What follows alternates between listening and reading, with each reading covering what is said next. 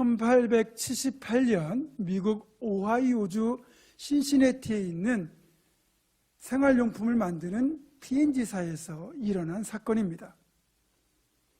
비누 원료 배합기계를 담당하고 있던 직원이 점심을 먹으러 가느라 그만 깜빡 잊고 배합기계의 스위치를 끄는 것을 잊어버렸습니다. 그 바람에 비누 원료에 너무 많은 공기가 들어갔고, 이렇게 만들어진 비누는 물에 뜨는 너무 가벼운 불량 비누가 되고 말았습니다. 자신의 실수가 혼날 것을 두려워한 이 직원은 그 사실을 숨겼고, 그렇게 잘못 만들어진 불량 비누는 며칠 동안 시중에 팔려나갔어요. 근데 이 불량 비누는 정말 가벼운 탓에 욕조에 빠뜨려도 물에 떠서 찾기가 쉬웠죠. 그러면서도 품질에는 거의 차이가 없다는 것이 입소문이 나면서 정말 불티나게 팔려나가기 시작했습니다. 소위 대박 상품이 된 것입니다. 이렇게 직원의 실수로 만들어진 불량 비누가 오히려 이 P&G사를 더욱 유명하게 만들었고, 이것을 발판 삼아 이후 이 P&G사는 140년 넘게 생활용품 분야에서 세계 최고의 회사로 군림하게 되었습니다. 말 그대로 화가 변하여 복이 되는 전화위복이 된 것입니다. 우리 하나님께서 행하시는 여러 가지 일들 중에서 제가 개인적으로 가장 좋아하는 하나님의 일하심이 바로 화가 변하여 복이 되게 하시는 전화위복의 일하심입니다. 이를 좀 더 구체적으로 설명하면 이렇습니다. 분명 나는 화를 당했어요. 내가 고난을 당했는데, 어려움을 겪고 있는데 하나님께서는 오히려 그것을 활용하여 나에게 복이 되게 하시는 것, 이게 바로 전화위복의 일하심입니다. 이런 하나님의 일하심을 잘 표현해주는 말씀이 바로 오늘 본문 말씀 로마서 8장 28절입니다. 다 같이 한번 읽도록 하겠습니다. 시작. 우리가 알거니와 하나님을 사랑하는 자 곧 그의 뜻대로 부르심을 입은 자들에게는 모든 것이 합력하여 선을 이루느니라. 아멘. 자, 일단 하나님을 사랑하는 자, 하나님의 뜻대로 부르심을 입은 자들, 이 말은 우리 신앙인들을 말하는 거예요. 그러니까 저와 여러분이 다 포함이 되는 겁니다.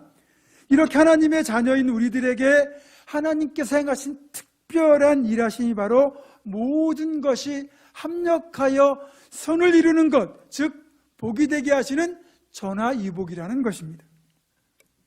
그리고 이 본문의 말씀대로 모든 것이 합력하여 선을 이룬다고 할 때 이 모든 것 안에는 좋은 것도 있고 선한 것도 있지만 우리가 실수하고 잘못한 것도 포함이 된다는 거예요.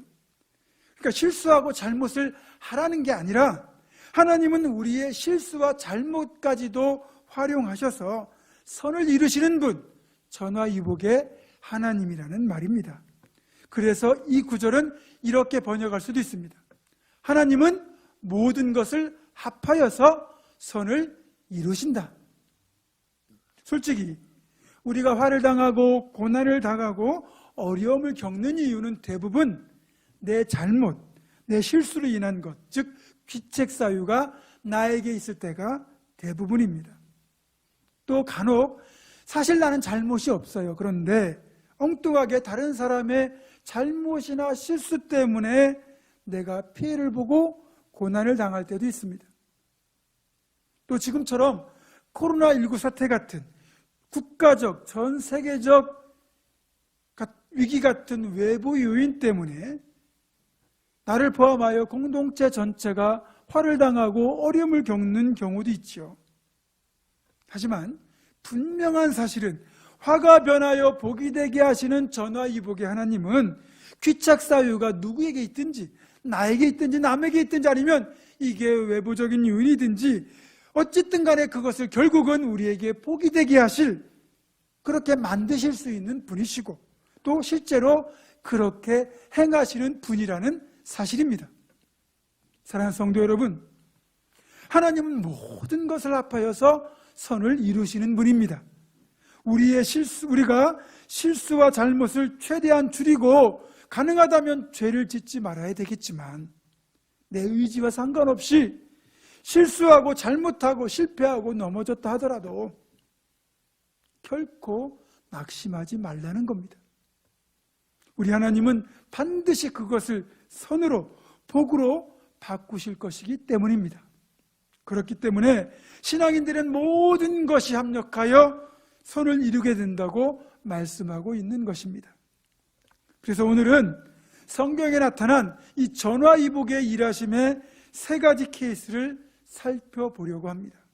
오늘 들려주시는 이 설교 말씀을 통하여 우리가 아무리 어렵고 힘들고 고통스럽고 그렇게 어려운 상황일지라도, 즉 귀책사유가 누구에게 있든지 간에 어떤 상황에서라도 끝까지 하나님께만 붙어 있으면 우리도 전화위복의 은총을 누릴 수 있음을 확인하고, 또 실제로 그렇게 전화위복의 주인공이 되시는 축복을 누릴 수 있기를 주님의 이름으로 축원합니다. 첫 번째 전화위복의 케이스는 내 잘못으로 인한 고난일지라도 그것을 복으로 바꾸시는 하나님의 일하심입니다. 가장 대표적인 사례가 아브라함이에요.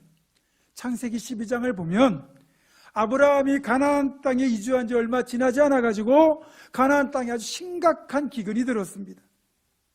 그래서 아브라함이 기근을 피해 아내 사라와 함께 이집트로 내려갔죠.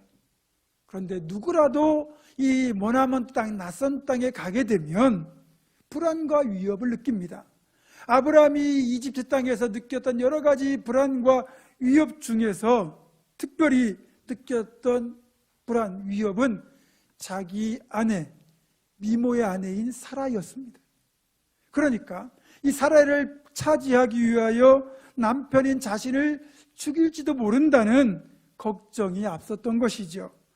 그래서 아브라함 나름대로는 이런 위험을 피하기 위하여 자기 아내 사라를 여동생이라고 소개하고 다녔는데, 그렇게 둘러댄 말이 그만 사랑하는 아내를 이집트의 최고 권력자인 파라오에게 빼앗기는 엉뚱한 방향으로 전개되고 맙니다. 어쨌든 손쓸 틈도 없이 아브라함은 사라를 빼앗겼고, 사라는 파라오의 궁으로 들어갔습니다.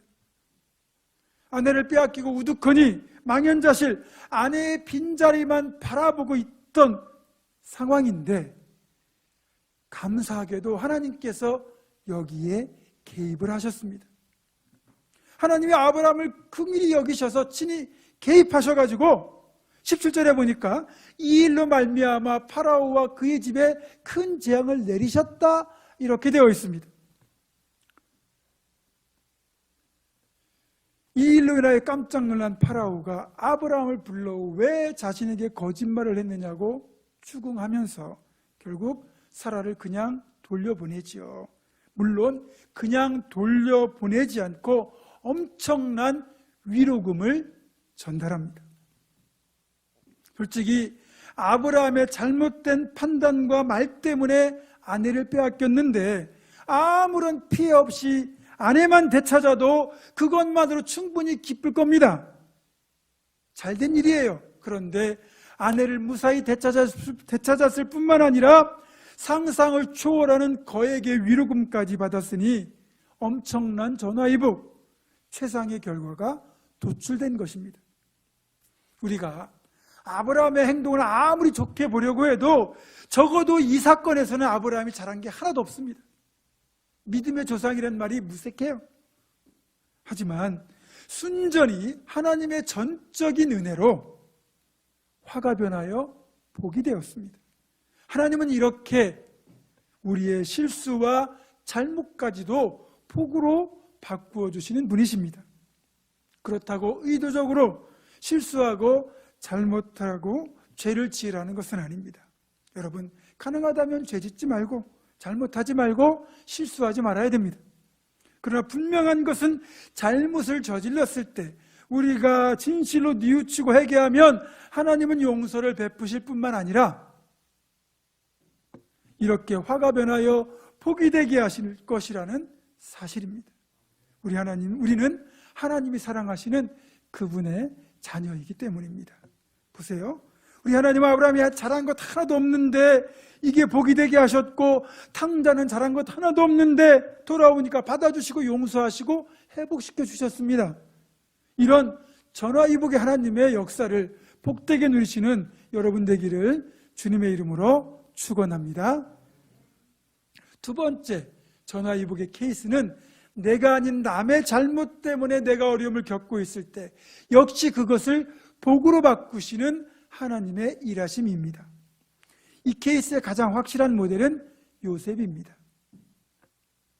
그는 자신의 잘못과 상관없이 그를 미워하던 형들로 인하여 이집트의 노예로 팔려가고 말았습니다.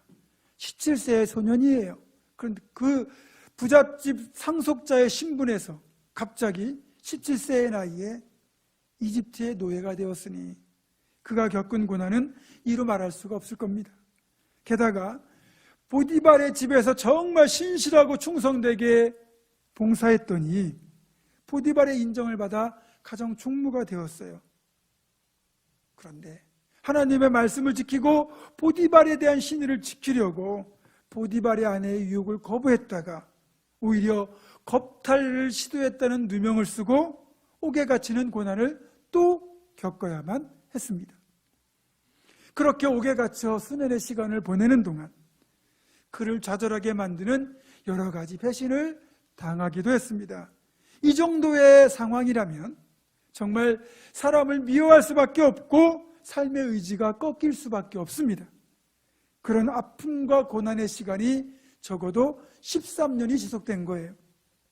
그런데 놀라운 건 그런 고난의 삶 속에서 맺게 된 인연을 통해서 요셉이 이집트의 최고 권력자인 파라오를 만날 기회가 주어졌고, 그리고 그 기회를 통하여 파라오의 꿈을 해몽해주고 결국은 이집트의 총리가 되는 신분 상승을 이루게 되었다는 사실입니다.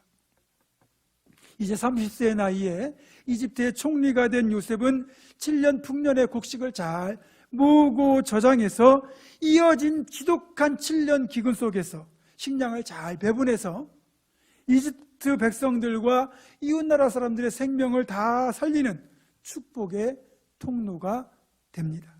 또한 자신을 노예로 팔아버린 형들과 그들의 가족까지 이집트로 데려와 봉양을 하죠.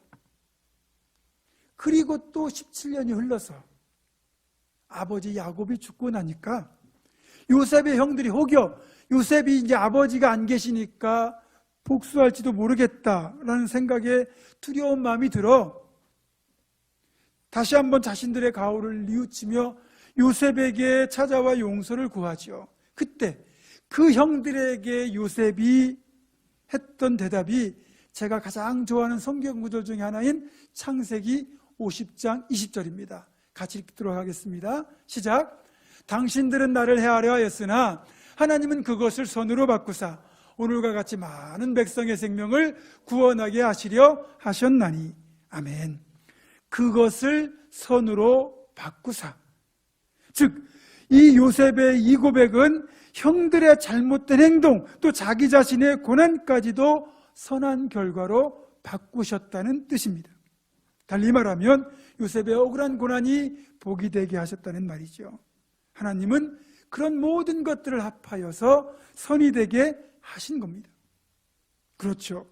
형들의 잘못된 행동과 그것을 인한 요셉의 고난조차 선으로 바꾸시고 복으로 바꾸셔서 결국은 요셉이 총리가 되고 사람들의 수많은 생명을 구하는 축복의 통로로 사용하셨습니다.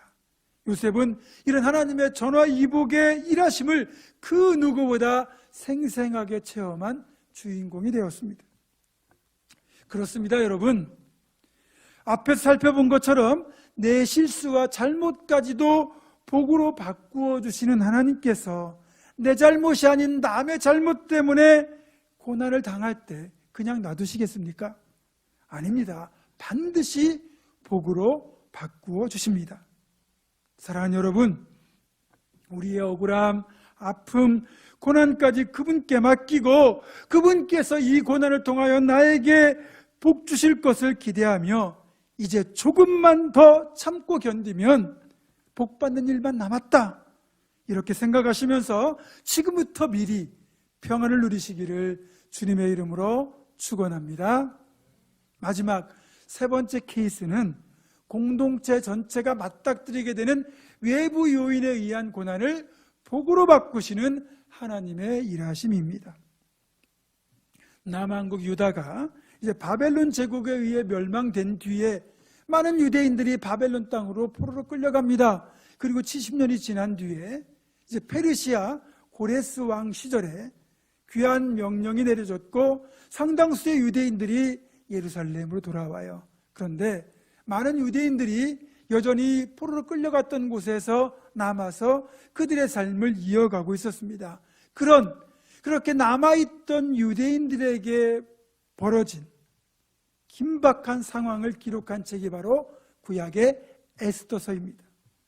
에스더서를 보게 되니까 당시 페르시아 제국의 총리가 된 아말렉 족속의 후손인 하만이라는 이 총리에 대하여 그때 성문의 문지기였던 이 유대인 후손인 모르드게가 이 민족적 감정을 가지고 하만에게 인사하지 않고 하만을 좀 무시했어요.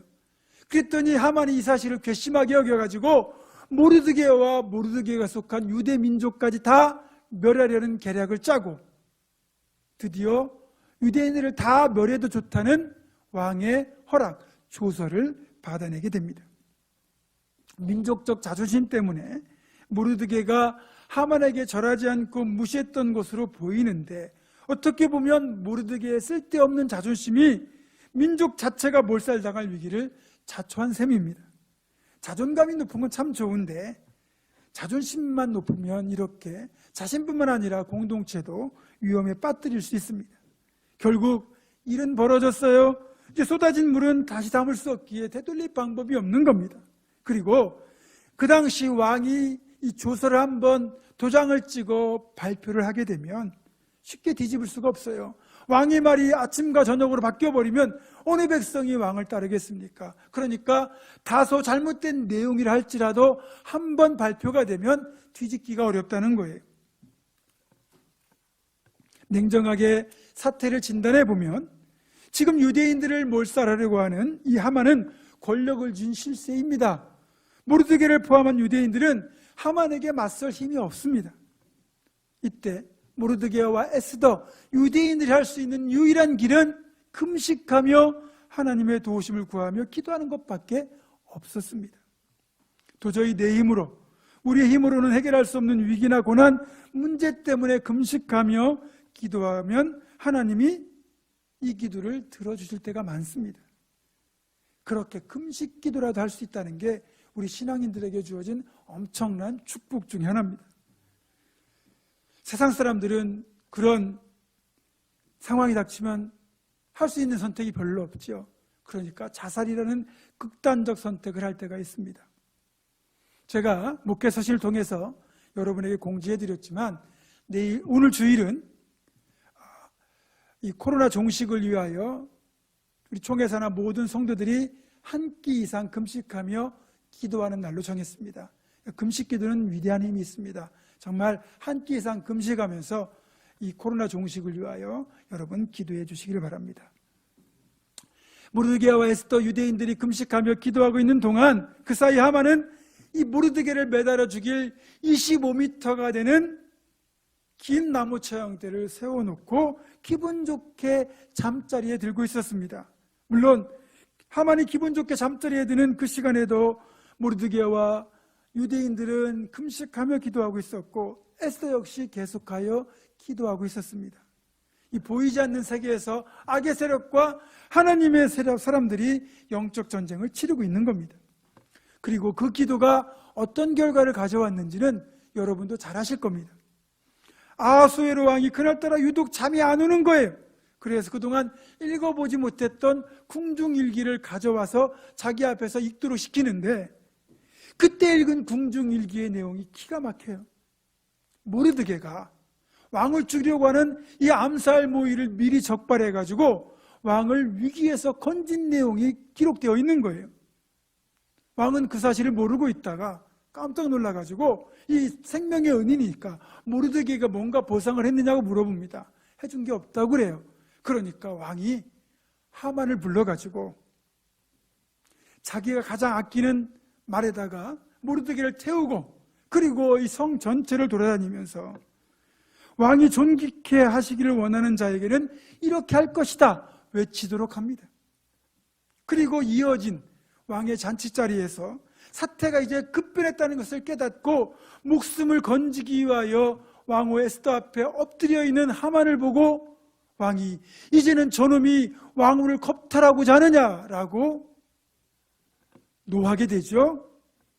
결국 호위병들이 하만을 끌고 갔고 그날 밤 모르드게를 매달아 처형하려고 했던 25m 높이의 나무 처형대에 하만이 매달려 처형을 당했고, 그리고 하만 대신에 모르드게가 총리가 되었고요. 유대인들을 진멸하기로 했던 그날에 하만의 족속인 아말렉 족속이 진멸을 당했고, 아말렉 족속이 소유하고 있던 모든 재물과 부동산이 다 유대인들의 차지가 되게 됩니다. 여러분, 죽을 위기도 건지면서 생각하지 않던 재물까지 얻고 존귀케 되는 기가 막힌 반전, 이게 바로 하나님의 일하심이죠. 이날 이 사건을 기념해서 유대인들이 지키고 있는 명절이 불임절이라는 겁니다. 여러분, 공동체 전체가 꼼짝없이 몰살당할 위기를 만났는데 어떻게 이렇게 기가 막힌 반전이 일어날 수 있을까요? 우리가 죽을 각오로 믿음을 지키고 진리를 지키려고 하면 하나님 우리를 지켜주실 뿐만 아니라 오히려 화가 변하여 복이 되게 하시는 전화위복의 역사를 이루어 주시는 겁니다. 오늘 제가 언급한 사례 외에도 성경에는 수많은 전화위복의 역사들이 기록되어 있습니다. 또 여러분도 살다 보면 여러분 삶 속에서 동일하게 행하신 하나님의 일하심을 체험하지 않았습니까? 그런데 사는 게 너무 힘들고 어렵다 보면 오히려 그 사실 우리가 잊고 지나칠 때가 있어요. 이럴 때일수록 여러분과 함께 하셨던 하나님의 그 은혜의 손길, 전화위복의 손길을 떠올리셔야 됩니다. 솔직히 지금 우리가 겪고 있는 이 코로나19 사태는 우리 개인의 힘으로 극복할 수 없는 가벼운 사안이 아닙니다. 내 잘못이나 남의 잘못이 아니라 우리 능력 밖의 일입니다. 외부적 요인, 공동체 위기에 해당합니다. 극복하기 쉽지 않은 고난입니다. 이럴 때일수록 우리가 말씀으로 돌아가서 하나님만 바라보아야 합니다. 코로나19로 인해 모두가 어려움을 겪는 시간이지만 분명히 시간이 흐른 뒤에 우리는 이런 고백을 하게 될 것입니다. 그때 코로나19로 인하여 참 어려웠는데 지나고 보니까 하나님이 그것 때문에 오히려 복을 받게 하셨다. 저는 그렇게 될 것이라고 분명히 믿습니다. 아멘이십니까? 여러분 믿으셔야 됩니다. 사랑하는 성도 여러분, 제가 직접적인 도움은 드릴 수 없지만 매일 여러분의 삶과 사업장과 가정과 직장을 위하여 기도하고 있고, 또 오늘 말씀처럼 고난이 변하여 복이 되게 하시고 모든 것을 합하여 선을 이루시는 전화위복의 하나님이 여러분과 함께 계시기에 사랑하는 여러분, 결국 잘 될 겁니다. 결코 흔들리지 않는 굳건한 믿음으로 전화위복의 하나님 꼭 붙들고 이 고난의 시기를 잘 통과하셔서 끝내 축복의 주인공이 되시는 우리 모두가 되기를 주님의 이름으로 축원합니다.